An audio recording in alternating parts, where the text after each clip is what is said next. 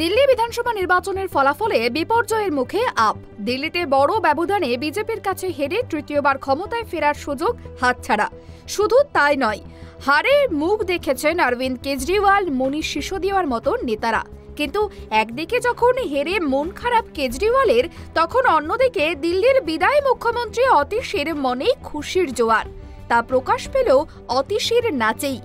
দিল্লির কালকাজি বিধানসভা কেন্দ্র থেকে দাঁড়িয়েছিলেন কনিষ্ঠতম বিদায়ী মুখ্যমন্ত্রী অতীশী মার্লেনা।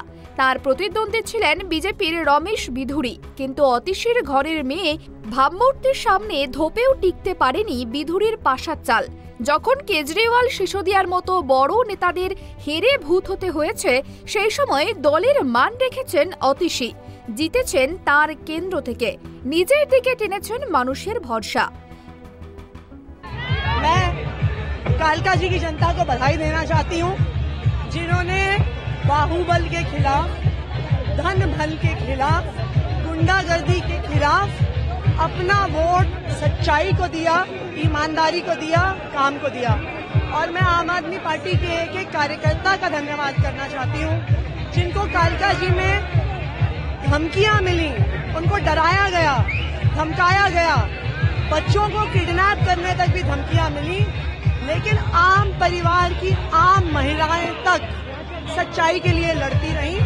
और यही खुशी आज आप यहाँ की सड़कों पे देख रहे हैं, क्योंकि गुंडागर्दी हार गई।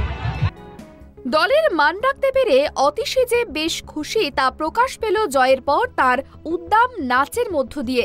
যখন একদিকে দিল্লিতে ভেঙে পড়ল আপের দুর্গ, শাসক থেকে রাতারাতি আপ হয়ে গেল প্রধান বিরোধী দল।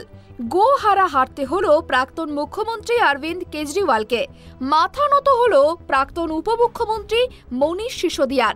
সেই ফাঁকে অতীশীর এমন নাচ দেখে চক্ষু ছানা বড়া একাংশের।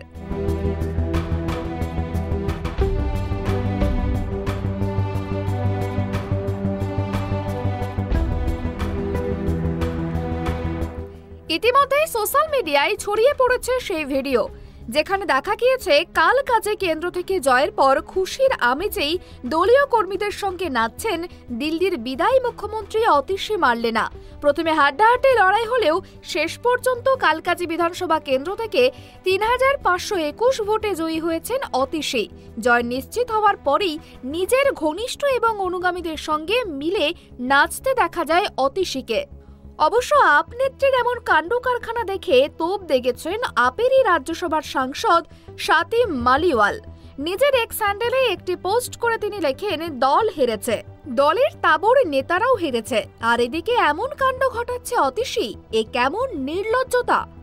দলের হার না নিজের জিত, কোনটা বড় অতীশীর কাছে? দলের হার অথচ নিজের জয়ই কাম্য ছিল অতীশীর। হয়তো তিনি এবার হবেন দিল্লির বিরোধী দলনেত্রী। দলে কি নিজের আধিপত্য প্রতিষ্ঠা করাই এখন অতীশীর লক্ষ্য? শনিবার দিল্লির বিদায়ী মুখ্যমন্ত্রীর নাচের ভিডিও প্রকাশ পেতেই অতীশীকে নিয়ে উঠছে সেই প্রশ্নই, যদিও এই ব্যাপারে আপ বা অতীশীর এখনো কোনো মন্তব্য মেলেনি। Bureau report, tribe TV Bangla.